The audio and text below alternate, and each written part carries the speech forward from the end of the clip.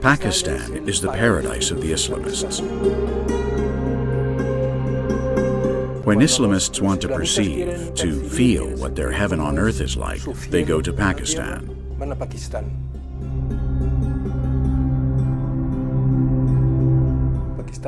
Pakistan means the land of the pure. Their constitution is the Quran. Their law is the Sharia. Christians in Pakistan have the same rights as dogs. In Pakistan, for example, if people think that some Christians have spoken ill of the Prophet, they haven't praised him enough, they can accuse them of blasphemy, and hopefully they will go to trial.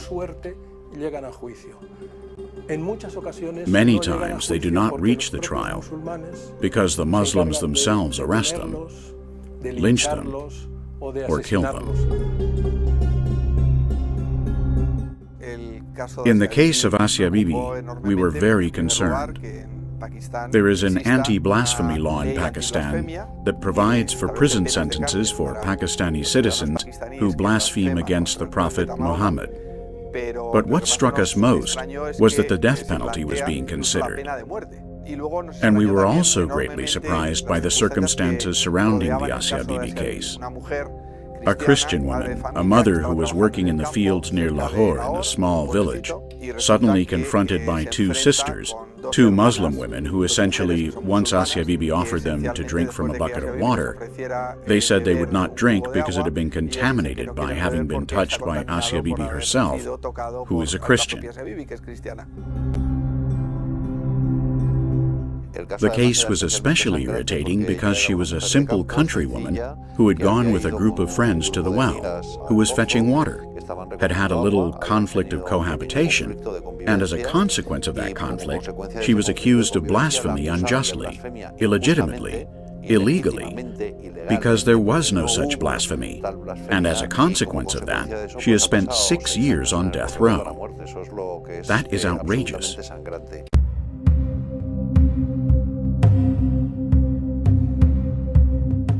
So I became more aware of her case, more knowledgeable about the background, what exactly she was being charged with, that sort of thing.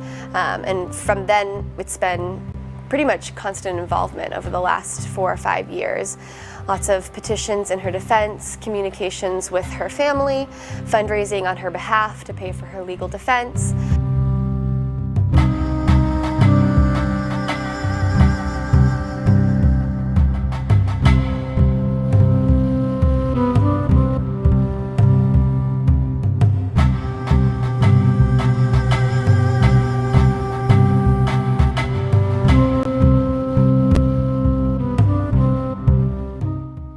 We at that time studied here internally what we could do. We got in touch with a Polish association, a Christian association in the Silesians environment, who had started to make a documentary film about the case of Asi Bibi to let the whole world know what this Christian woman had been suffering. And it turned out that they lacked funding.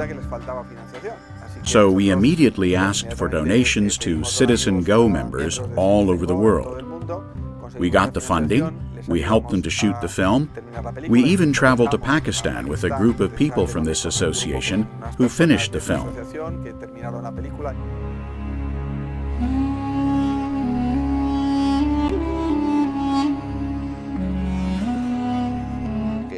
Asi Bibi has become an icon of the defense of religious freedom. That is what seems to me most relevant. That she has become an icon for us, for those who defend religious freedom. Unfortunately, it has also become an icon for those radical Islamists who defend the Sharia in all its harshness, in all its demands, and in all its cruelty, including the law that criminalizes alleged blasphemy. We contacted the family of Asi Bibi through the person who had been helping her husband and daughters, Yosef Nadim.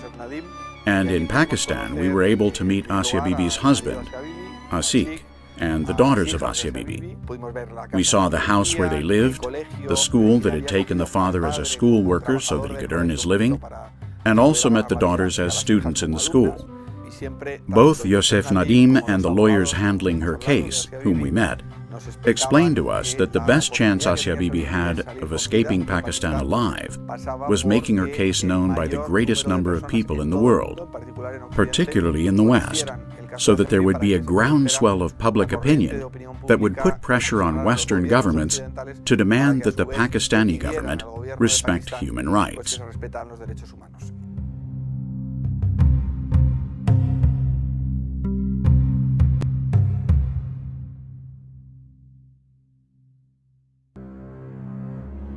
Christians in Pakistan live in ghettos. The Pakistani authorities do not call these ghettos, they call them colonies.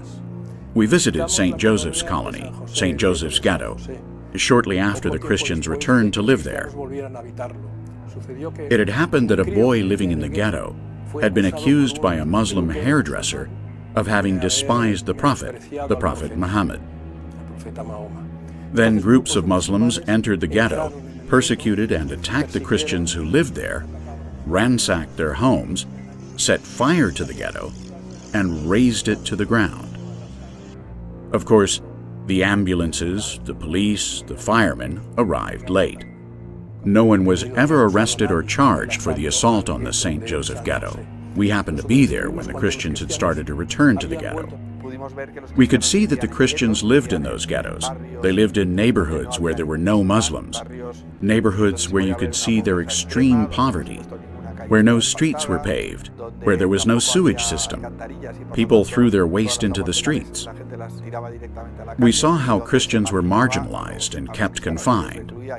The Christians in Pakistan, as we could see, are structurally discriminated against.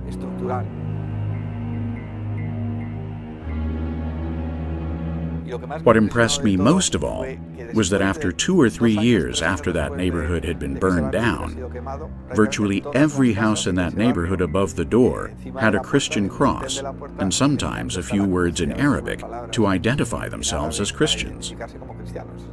That's to say that these people were not only not afraid, or perhaps they were but could overcome their fear, but also wanted to give public testimony of their faith. With this, they were also telling the radical Muslims that they would never convert to Islam and that they were capable of suffering the consequences and opposing these violent people who wished to attack or even kill them. Altogether, it was a very strong experience.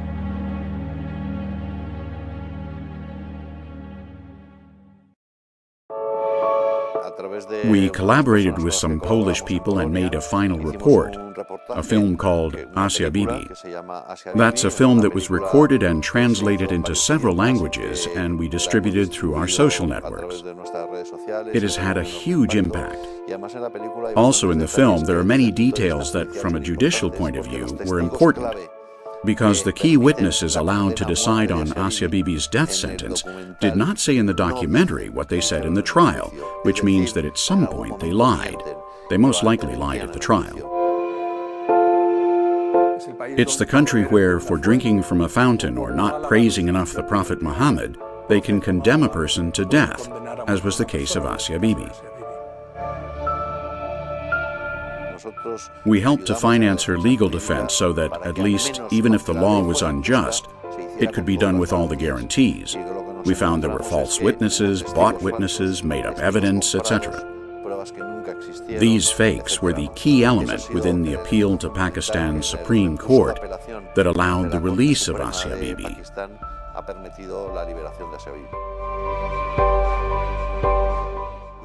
International pressure has been the key element that has allowed the government of Pakistan to dare to confront the most radical Islamist groups. In particular, a radical Islamist political party that organized the revolts and put a price on her head. Some of the mullahs and most radical religious leaders of Islam associated with this party issued a fatwa against Asi Bibi. They promised immediate salvation to any Muslim who killed Asi Bibi. That's why her life has always been in danger.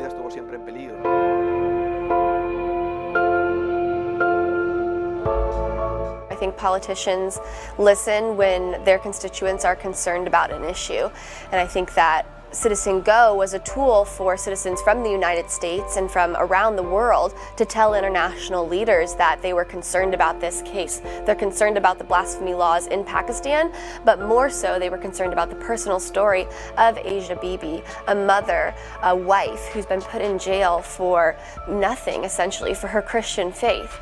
Because she was a Christian, she was put in jail. And I think the fact that CitizenGO was making leaders aware of that had a huge impact on the case and had a huge impact in raising awareness about her situation. This international pressure led the government of Pakistan to put Asi Bibi in a high-security prison in an isolation cell where she would not mix with other prisoners. They did this essentially because they wanted to protect her life. They knew that if Asi Bibi was killed in the prison, governments around the world would blame the government of Pakistan. Around the world, Pakistan would have been perceived as a third world country which is not able to control or protect one of its citizens, in our case, Asi Bibi.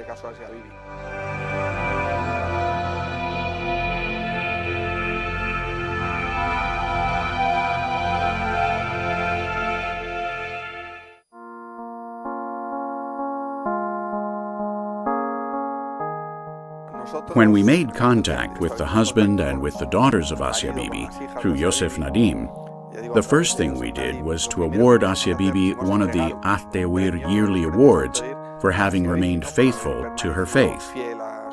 In prison, they proposed Asi Bibi to convert to Islam and immediately release her from prison. She denied it, saying that she was a Christian. It seemed to us an example of courage, the example of a mother unjustly condemned by a law that attacks religious freedom. We invited Asi Bibi's husband to come and collect the prize in Madrid. That was our first personal contact we had with Asi Bibi's family. We organized the Congress of Persecuted Christians, where the protagonists are the persecuted Christians themselves who tell their testimony. The first was here in Madrid and coincided with this award ceremony. The second Congress was in New York, and a part of that Congress was held inside the United Nations. CitizenGO organized in April of 2016 an event at the United Nations. The event was intended to raise awareness about Christian persecution, and Asi Bibi's husband, Ashik, and his daughter, Esham, were able to come to the United Nations to speak on her behalf, to raise awareness about her case, and to ask delegates at the United Nations to act on her behalf, to ask the Pakistani government to release her. The event went very well. It was very well received by the community at the United Nations. This is an issue that they care about. It's an issue that we can agree with the United Nations about, that religious freedom is something that should be defended and that Christians should not be put in jail for their faith. So we were able to bring her in front of delegates at the United Nations, asking them to act on her behalf, but we also were able to raise media awareness and to give a personal touch to the event because it was her daughter and her husband at the event. We have also helped to raise awareness and to make this reality accessible to the media. There have been many media outlets that have had the opportunity to interview the father and some of the daughters of Asi Bibi. But the most important thing has been our fundraising to help support the family and their legal defense.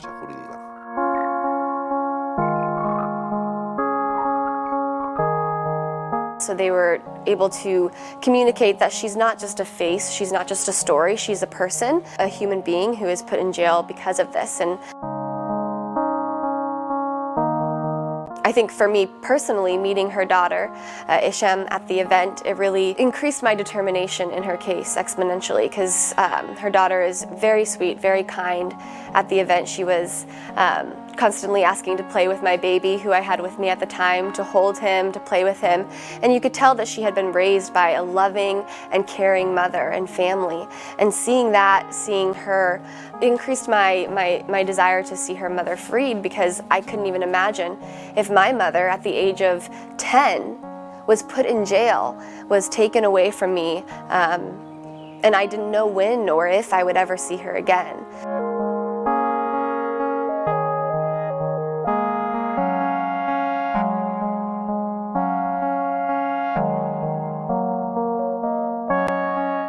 We accompanied them to Rome. They had a meeting with the Pope. In short, we provided human accompaniment. On another occasion, we wanted to invite them to another Congress of persecuted Christians in Madrid. But before arriving in Madrid, we stopped in Rome and they exchanged a few words with the Pope. He encouraged them, both Ashik and Hisham, and I think that was another important element in that campaign, that great campaign that CitizenGO launched.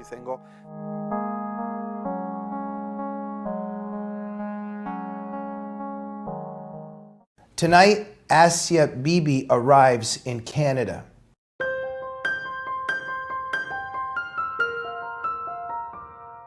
The whole process has been like the birth of the mountains because it's been such a long process. The date for the judgment of the Supreme Court was being gradually postponed, supposedly because there had been an illness or indisposition of some of the judges. But what actually happened was that there was a brutal pressure from radical Islamists. These radicals had said that if Asi Bibi was declared innocent, she would be killed in the streets. That's how they verbalized it. There was also a lot of pressure from the West, mainly from the U.S., on Pakistan to listen. If they wanted to receive development aid, they would have to provide reasonable security to their citizens in a reasonable country. There were also several Islamic imams who signed a document in defense of religious freedom, etc.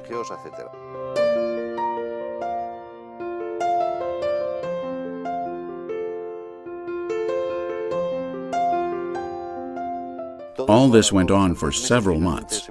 Finally, the judgment was taken. We lived and went through it with great joy. After so many years, we had taken up the subject from the beginning.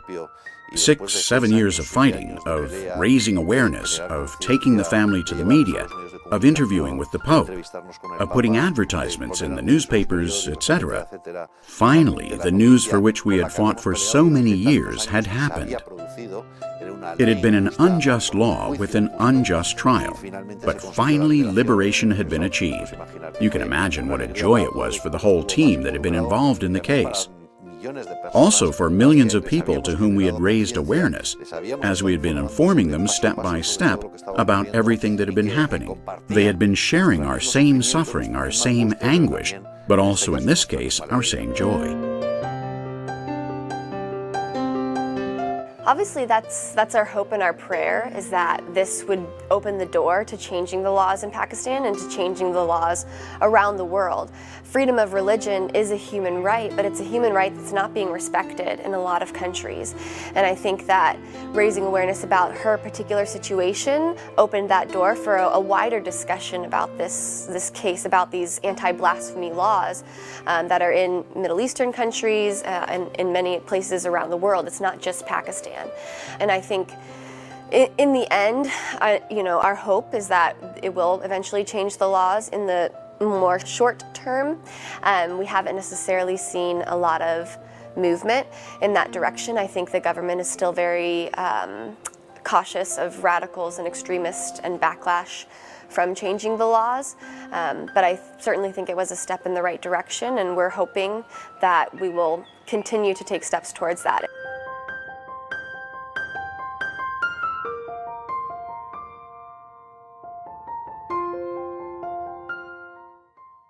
But just after her release, we faced another threat for quite some time because the radical Islamists had threatened that they would kill her if she were taken out of prison. So, the first few days of her release, she was kept inside the prison.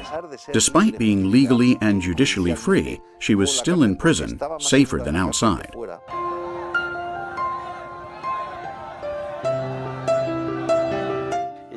Once out of jail, she had been kept safe somewhere in Islamabad, in the capital. There she remained for many months, isolated of course, unable to go outside. At least she was no longer in prison. In that safe place, she had been able to join her husband.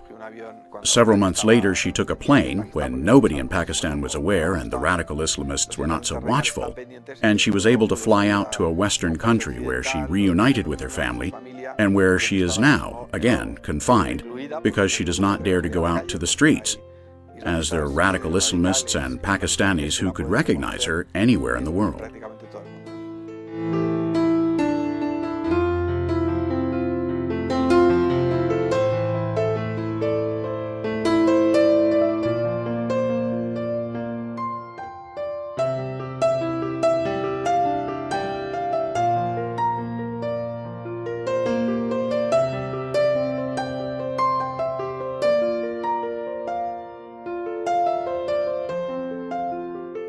Fortunately, the outcome has been a happy one. She is now reunited with her family. She lives in a free country. She can pray freely to her God.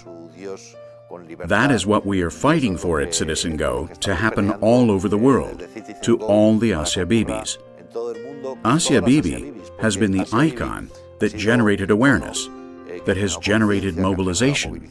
But unfortunately, she's not the only one. There are many Asi Bibis in the world, not only in Pakistan, but also in Nigeria and other countries.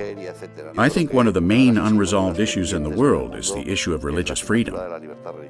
I think that what we have to do is to continue to mobilize, to continue to talk about these cases, and to continue to put pressure on our governments to intercede, to take an interest in these Christians who are suffering religious persecution, particularly in those countries where it is the police that persecute the Christians for exercising their religious freedom and rights.